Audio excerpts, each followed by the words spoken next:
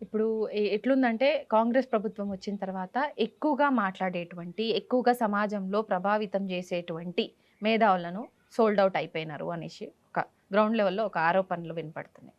So, ఆరోపణ అంటారా? విమర్శ అంటారా? మీరు చెప్పాలి. దాంతో పాటు ఎస్పెషల్లీ పదవులు ఇచ్చేసి కొంతమంది నోర్లు మూపిస్తే, పారితోషకాలు ఇచ్చి సన్మానాలు చేసి, ₹1,00,00,000 ఇచ్చేసి, సో, వాళ్ళ నోర్లు మూయించేసి, సో, ఎవరిని మాట్లాడకుండా చేయడం అనేది సమంజసం అంటారా? ఏ ప్రభుత్వాలైనా సరే. ఇప్పుడున్నటువంటి కాంగ్రెస్ ప్రభుత్వం ఇప్పుడు చేస్తున్నటువంటి తీరు 18 నెలల్లో మనం చూసినాం.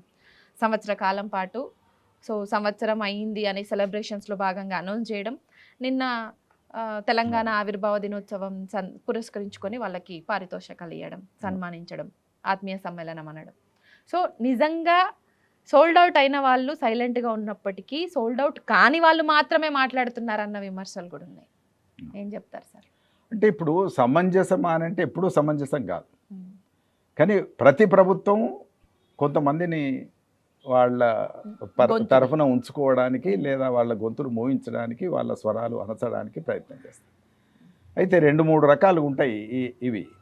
ఒకటి కొనుక్కోవడం, ఒకటి లోబర్చుకోవడం, మూడవది అణిచివేయడం. అంటే ఎవరైనా ఎక్కువ మాట్లాడితే వాళ్ళను అరెస్టులు చేయడం లాంటివి కూడా జరుగుతాయి.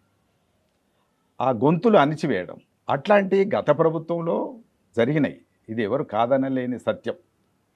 కొందరు నాయకుల్ని ఇళ్లకే వెళ్ళి బయటకు వెళ్లకుండా చేసిన సందర్భాలు గతంలో ఉన్నాయి. ఇప్పుడు కూడా అవే జరుగుతున్నాయి. ఇప్పుడు కూడా చాలామంది నాయకుల్ని బయటకు వెళ్లకుండా అణిచివేసేటటువంటి సందర్భం ఇప్పుడు కూడా జరుగుతుంది.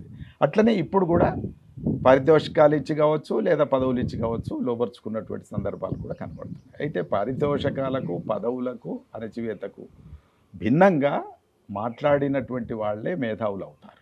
నిరంతరం ప్రజల పక్షాన నిలబడి ఉండాలి.